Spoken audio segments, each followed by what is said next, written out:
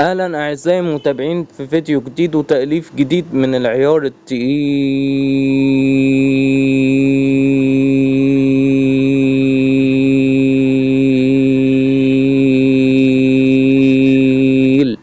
جدا. تأليف جديد من العيار التقيل جدا يا اعزائي المتابعين. حلقة جديدة من قصة صحاب غدارة. الحلقة رقم 12، تأليف يوسف القناص وزميله محمد الجبلاوي. رقم 1 اللي بيكتب هو أنا المؤلف يوسف القناص، أما رقم 2 اللي بيألف هو الزميل محمد الجبلاوي.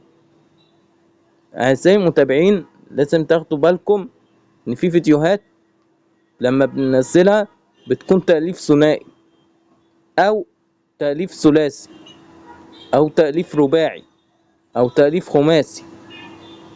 ليه؟ لأن مش أنا بس اللي بألف، لأ، في زملاء مؤلفين بيألفوا معايا، وده اسمه عمل متعاون، ان بحيث ان يكون في تعاون في عمل التأليف، مش واحد بس اللي هو انا بدير القناة وبنزل الفيديوهات وكمان بألف وكمان بكتب وكل حاجة على المؤلف يوسف القناص بس. لا، في لازم يكون في تعاون وروح الاتحاد بين الناس.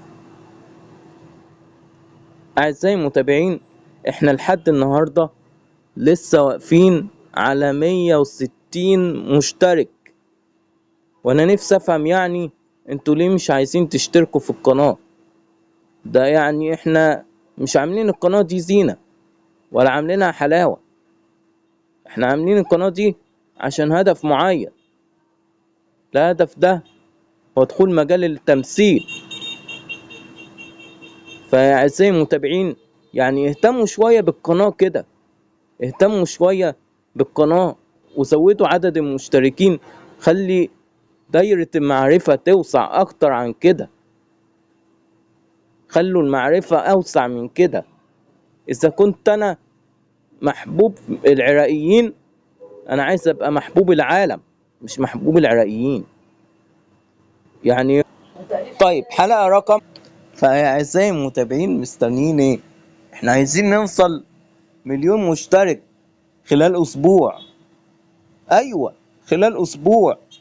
عايز خلال أسبوع أدخل القناة ألاقي عندي 160 مليون مشترك، مش 160 مشترك، 160 مليون مشترك، مش مليون بس، لا، 160 مليون.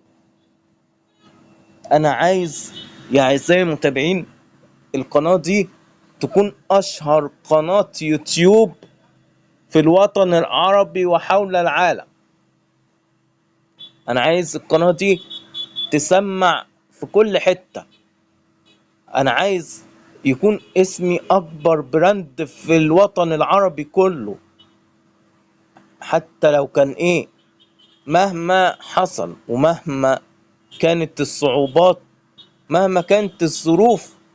انتوا عارفين يا اعزائي المتابعين، الفيديو اللي قبل ده نازل بقاله 7 ايام. عارفين انا ليه ما نزلتش فيديو جديد بقى؟ علشان الفيديو الجديد هيحط على الفيديو القديم، بمعنى ان الفيديو القديم مش جايب الا 15 مشاهدة، وده خلال اسبوع كامل. منزل في الفيديو من اسبوع كامل ما جابش الا 15 مشاهدة. ده انا لو حطيته على حالة واتس يجيب اكتر من كده. ايه ده؟ ايه ده يا اعزائي المتابعين؟ دي الاهمال ده. احنا كده يعني بنضيع، يعني احنا كده بنضيع خالص. ليه يا اعزائي المتابعين كده؟ ليه الارقام دي؟ انا شايف ارقام وحشة جدا. الاسابيع اللي فاتت او شهر اغسطس عموما انا شايف ارقام بشعة جدا جدا. انا مش عارف اقول لكم ايه صراحة يا اعزائي المتابعين. يعني مفيش اهتمام خالص، مفيش مراعاة خالص، مفيش قولة ان احنا نهتم عشان خاطر المؤلف يوسف القناص يفرح ويلاقي عدد مشاهدات كتيرة واقبال على القناة ومشتركين كتير. ليه نهمل شغل القناة؟ ليه؟ انا مش عايز اخر عليكم الفيديوهات، وده لمصلحتكم انتم عشان تستمتعوا. انا اخرت عليكم الفيديو هتقولوا ده يوسف القناص زهق، ده يوسف القناص تلاقيه اجل وبيأجل وعادي بقى وماشيه سبهلله.